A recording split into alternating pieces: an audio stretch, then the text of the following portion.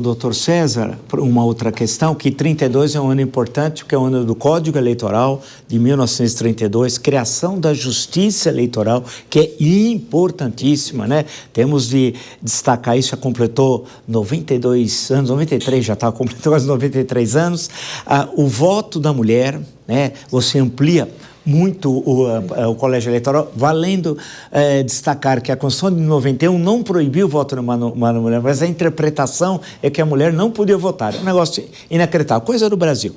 Mas foi importante, então, o Código Eleitoral e a participação de grandes figuras. Nessa comissão, um deles é o Assis Brasil, que é uma das grandes figuras, e eu não entendi ele, um parlamentarista e a favor do voto distrital, está num regime republicano que cria o voto proporcional, que é uma das tragédias do Brasil até hoje. Mas isso, na minha opinião, mas isso, e o Assis Brasil, eu quero ler um dia, se eu tiver oportunidade, e ainda sobrar tempo na vida, ler os anais dessa comissão, por que criaram, porque o Brasil tinha voto distrital, viu? No Império e na Primeira República, e depois criamos essa coisa exótica, o voto proporcional. Mas deixando isso de lado, nós poderíamos, doutor César, se a gente for pegar um gancho de 32 e chegar aos tempos contemporâneos, muitos não entendem a Constituição, né? Se fala na Constituição hoje com muita facilidade, nós já falamos aqui, é de conhecimento de todos, também se fala do Supremo, sobre a Justiça, há uma confusão, muitos imaginam que o Ministério Público é do Poder Judiciário, bem, ninguém na verdade sabe nada, há um samba de crioulo doido para lembrar o Sérgio Porto Santos lá, o Ponte Preta.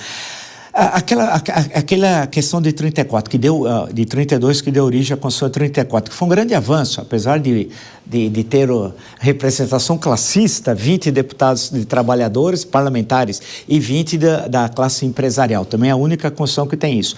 Mas o interessante é que foi feita uma Constituinte e em seguida dissolvida e convocada eleições, o que é correto, né? Diferentemente de outras Assembleias Nacionais constituídas no Brasil. Mas se nós formos saltar para os tempos contemporâneos, doutor César Mariano, como é que nós podemos, na opinião do senhor, a Constituição de 88, o que ela significa, e nós já temos quase 3 décadas e meia dessa Constituição, para o avanço constitucional brasileiro? A Constituição de 1988, a maioria das constituições do mundo, elas são promulgadas depois de normalmente uma revolução, uma guerra. Aconteceu assim em Portugal, Espanha, África do Sul e vários outros países. No Brasil não foi diferente, tivemos o regime militar, fim do regime militar, durante algum tempo tivemos a revolução da época do regime militar até 1988, então foram acho que 2 anos que ainda nós tivemos a Constituição anterior em vigor. E foi convocada a Assembleia Constituinte, que para mim foi um enorme erro de colocar como constituinte só político. Basicamente tinha os juristas, tinha pessoas do povo, mas eles eram simplesmente consultores, não eram eles que iriam votar. Quem vota é político, e o político está sujeito a grupos de pressão. E tivemos grupos de pressão de todos os lados. Funcionário público, militares, tivemos empresários, tivemos as pessoas ligadas aos direitos sociais, e a Constituição, que deveria ser uma Constituição enxuta, virou praticamente um livro. Ela é enorme, ela é muito grande, ela é diferente da maioria das constituições do mundo. Se nós formos pegar a Constituição norte-americana, vigente até hoje, com pouquíssimas emendas, a nossa é tão grande que tem direito do trabalho, tem direito tributário, tudo que deveria ser regulado por legislação ordinária. Isso já difere um pouquinho das constituições anteriores, mas nós temos um capítulo extremamente importante, que é o Direitos e Garantias Fundamentais, que começa a diferenciar das constituições anteriores, principalmente da Constituição do regime militar, que era uma Constituição que, muito embora tivesse os direitos e garantias fundamentais, eles muitas vezes não eram observados. Existia uma série de direitos lá que acabavam não sendo observados. Então, essa diferenciação que eu vejo, que isso daí decorre da evolução, inclusive, do direito, da evolução da sociedade, é justamente os direitos e garantias fundamentais, que eles são muito diferentes das constituições anteriores, que muitas vezes nem tinha. Essa é a verdade. Nós tivemos a Constituição melhor, a Constituição pior, e ela foi mudando até nós chegarmos nos dias atuais, que é uma Constituição hoje muito grande. Eu, se fosse possível, eu tiraria a parte de direito trabalhista. O que o direito trabalhista está fazendo na Constituição Federal? Direito tributário. Tem uma série de matérias que, no meu modo de ver, deveriam ficar na legislação ordinária. Isso acaba diferenciando também das constituições anteriores, porque, como eu falei, os grupos de pressão foram tão fortes que foram jogando, foram colocando na Constituição Federal. E eu mudaria também a questão do Supremo Tribunal Federal, que hoje eu não concordo com a escolha, não concordo com o Supremo Tribunal Federal julgando ações penais. Para mim deveria ser como as constituições europeias, só uma corte constitucional. Então isso aí que acaba diferenciando das constituições anteriores, uma Constituição muito grande, né, repleta de artigos que deveriam estar na legislação ordinária. E o avanço foi os direitos e garantias fundamentais, que realmente aí eu bato palmo para quem fez. Dr. Clever Vasconcelos, o senhor considera a Constituição de 88 produto de uma Assembleia Nacional Constituinte, lembrando que o regime militar, na prática, né, teve a Constituição de 1967, que foi dado um prazo de 2 meses para o Congresso votar, em pleno Natal, dezembro, Natal, Ano Novo, e depois a emenda constitucional número 1 de 69, que é quase que uma nova Constituição. Ali é um samba do crioulo doido, constitucionalmente falando. Doutor Clever, como é que fica, na sua opinião, nessa evolução recente no regime republicano, a importância da Constituição de 88? Olha, é importante dizer o seguinte, só adicionar algumas coisas que os colegas falaram aqui, né? Da questão revolucionária, da questão contra-revolucionária. Todo movimento social é um movimento social que fala de maneira não técnica e específica. Eu sempre falo, há uma manifestação bruta no bom sentido, bruta no sentido da mudança de paradigma. E aí o poder contramajoritário vem e afina essa questão bruta dentro de uma especificidade, ou seja, o parlamentar acaba refinando o desejo popular. Foi isso que aconteceu na maioria dos processos constitucionais brasileiros. Veja que a política brasileira é uma política sempre conturbada. Todo mundo fala, o Brasil é o país da paz, etc. Não, na política nunca foi assim, né? Aliás, nós estamos vivendo ultimamente num dos períodos de maior tranquilidade política constitucional dos últimos anos, e veja a situação que tem se deparado nos dias de hoje no que diz respeito à interpretação da Constituição.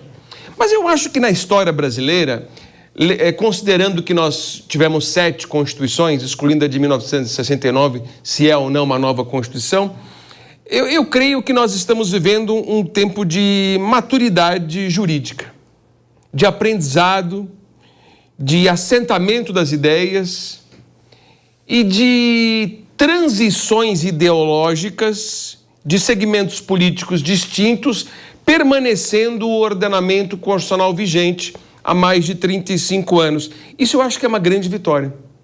É uma grande vitória. Certo que nós temos uma Constituição analítica, uma Constituição extensa com 250 artigos, fruto da insegurança jurídica que nós tivemos nos anos de fogo. Por isso que o Constituinte foi analítico. Ele quis disciplinar tudo, porque nós vivíamos em tempos bárbaros.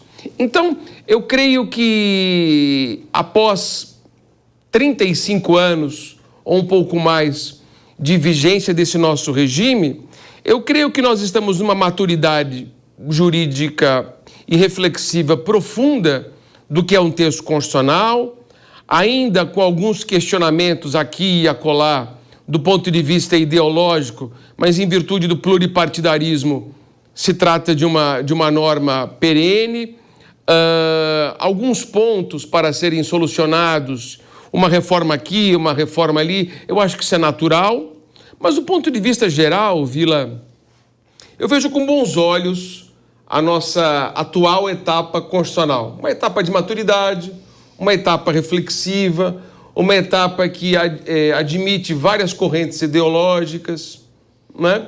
Agora, sempre há necessidade de mudança. Se nós, seres humanos, mudamos, por que não a Constituição? Veja que em 1988 nós não admitíamos o casamento das pessoas do mesmo gênero. Hoje já admitimos. Por quê? Porque o princípio da dignidade da pessoa humana sofreu uma mutação constitucional, fruto de uma interpretação do Supremo Tribunal Federal, acolhendo esse tipo de ideia sem qualquer alteração constitucional. É o que nós chamamos de mutação constitucional ou poder constitucional difuso. Então eu acho que eu vejo que as coisas se adaptam, isso é fruto da modernidade e vamos caminhando para um país com as suas diferenças, mas do ponto de vista legislativo eu vejo como seguro e estável. Doutor Marcos Orione, se nós, transcendendo um pouco, olharmos o século XX, foi pródigo, o mundo ocidental, em especial em constituições. Então, se nós fazemos um breve levantamento, sem ser exaustivo e plenamente correto, né? Nós temos a Constituição Mexicana de 1917, de fevereiro de 17, alguém vai falar assim, influência da Revolução Russa. Cara, vai empreender, vai na escola. Ela é de fevereiro, ela não tem nada a ver com a Rússia, né? Todos os princípios lá colocados, só a propriedade, tem a propriedade herridal. Você imagina a propriedade da terra, não tem nada a ver, outro mundo. Tem a ver com a história mexicana, a Constituição de 1857, por aí vai. Então, Constituição de 1917, Constituição de Weimar, né? Foi muito importante a queda do Império Alemão, a proclamação da República, em 1919. Podemos dar um salto, pegamos a Constituição Italiana logo no pós-guerra, e alguns outros, não dá um bom exemplo. O francês foi um cara só que fez, o Michel Debré escreveu, o De Gaulle falou que é assim, o plebiscito aprovou, né? Então não dá. A portuguesa, tudo bem, passou por um processo constituinte, mas não sei, nada contra Portugal, precisa tomar cuidado agora ao falar. Mas eu leio, eu não gosto do texto, eu acho que não sei se é um problema meu de interpretação, mas aí a Constituição brasileira, me parece que ela é colocada, se fôssemos colocar lá nos patamares no mundo ocidental, das Constituições do século XX, entenda-se, a Constituição brasileira me parece perfeita, inclusive no campo, aí nós tocamos no artigo 5º, né, que certamente é o artigo de ouro da Constituição, na minha leitura. Como é que o senhor colocaria a Constituição brasileira de 88, a Constituição cidadã? Lembrar que o doutor Ulisses, e a gente tem que sempre recordar, traidor da Constituição é traidor da pátria, né? Vamos sempre lembrar isso, está lá no discurso de 5 de outubro de 88 e aplica-se muito aos tempos contemporâneos. Então, como é que fica a nossa Constituição com essas outras? Eu fiz um breve relato, certamente falho. E qual é a importância dela? Vila, eu acho que a sua pergunta é espetacular. Inclusive, ela traz elementos para uma reflexão bastante profunda. Se você pega a Constituição Mexicana de 17, por exemplo, há um equívoco profundo, como você colocou, como se ela fosse uma Constituição talhada nos moldes da Constituição da República Popular da União Soviética, o que não tem nada a ver, porque as constituições, de uma forma geral, e o processo revolucionário do início do século XX no México prova isso, elas, na minha leitura, especialmente no campo dos direitos sociais, elas têm uma finalidade, que é uma finalidade muito clara, de trazer as instituições e aplacar desejos revolucionários. Eu não acho que ela seja a continuidade necessária de um processo revolucionário. Você tem tensões e essas tensões precisam ser resolvidas. E aí, nessas tensões resolvidas, você vai forjando esses modelos. O modelo constitucional de 17, para mim, é assim no México. Para mim, o modelo weimariano, que Weimar é uma cidade pequenininha, onde nasceu Goethe, é uma cidade que foi feita, saíram de Berlim e colocaram uma cidade próxima ali, mas muito mais calma, para poder evitar aquilo que estava acontecendo, que era um momento muito conturbado, intenso na Alemanha, e a SPD vai e traz para si essa tentativa tentativa de organizar institucionalmente. Então, Weimar também, para mim, está dentro desta dinâmica. E se você pega os principais artigos dessas duas constituições, você vê isso claramente. O artigo 123 da Constituição mexicana, ele é um rol de direitos trabalhistas que hoje é quase que reproduzido nas constituições modernas de países da periferia do capitalismo. No Brasil, claramente, a Constituição de 88 é quase que uma cópia do artigo 123, no artigo 7º e no artigo 8º. Se você pega a Constituição weimariana, você tem um artigo, que agora está me fugindo o número, mas que é um artigo da composição do capital e o trabalho sob a égide do Estado. E se você pega a Constituição brasileira de 34 e a de 37, você vai verificar também uma tentativa muito clara de organizar a partir de clamores e de tensões populares a questão dos direitos sociais. Os direitos sociais estão ali como um elemento modulador mesmo de uma tensão que existia, inclusive uma tensão racial, porque você tem na Constituição de 37, por exemplo, o artigo 138, que na linha B fala que os estados e municípios fariam uma política, que era uma política voltada para a eugenia. Então, você tem uma relação muito intensa entre direitos sociais e a questão racial. Aí você tem o Renato Kell, que é o pai da eugenia no Brasil, que tem uma ligação muito profunda com Oliveira Viana, que é um outro construtor, um artífice desse processo de construção dos direitos sociais, de conciliação racial. Então, você pega cada Constituição e você percebe em cada Constituição esse modelo bem arranjado. Aí você chega numa Constituição como a atual, você percebe que ela sai também de um processo bastante conturbado brasileiro, que é a ditadura empresarial civil-militar. Essa ditadura, ela vai fenecendo com o tempo. E há uma intensificação nos anos 80 dos movimentos sociais, movimentos ligados às mulheres de gênero, movimentos sindicais, 78, 79, nós temos ali as greves em torno do ABC, e isso tudo vai fazendo com que haja necessidade de que aquilo se resolva, sob pena de você ter uma eclosão de dois modelos, um modelo autoritário e um modelo que está surgindo que não é autoritário. Então, a Constituição de 88, ela surge dentro de um clamor popular muito intenso, de movimentos sociais que estão se organizando nos anos 80. O movimento sanitarista que deu ensejo ao SUS, que está na Constituição de 88. Então, assim, ela é uma tentativa de acomodação, porque você tem grupos que já é o centrão, que vai dar mais ou menos alguma coisa semelhante ao que nós temos hoje, né? Não se chamava centrão, mas tinha um outro nome, mas vai dar origem ao que existe hoje, que estava se organizando em torno de uma pauta de tentar acomodar isso, porque era tensão. E a tensão é resolvida na Constituição. Se você não resolver na Constituição, você tem clamores populares que vão levar, veja o Chile, por exemplo, recentemente, com uma Constituição que não se conclui, mas que teve clamores populares e que deram numa Constituição. Então, assim, para mim, diferentemente, né, de algumas pessoas, eu acho que é muito natural que uma Constituição contenha direitos trabalhistas. É muito natural. Tem um rol muito intenso de direitos trabalhistas num país em que se desrespeitam direitos trabalhistas. Você vai dizer que ali é o lugar dela? Talvez não fosse, mas um país em que há um desrespeito profundo por direitos trabalhistas, é normal que exista uma quantidade de direitos trabalhistas. Mas isso não significa que eles vão permanecer no tempo, porque nós temos tido mais de 130 emendas à Constituição. Então, aquela Constituição de 88, do jeito que ela foi feita, ela não existe mais. Eu diria que não há uma Constituição de 88. E se a chamada é Brasil precisa de uma nova Constituição, rapidamente, a gente vai falar sobre isso, mas para mim não precisa, porque a emenda destruiu a Constituição de 88 e a Constituição de 88 não é mais a Constituição de 88. Sinto informar, quem quiser faça um enterro, faça o seu fúnebre, mas ela não existe mais daquele jeito.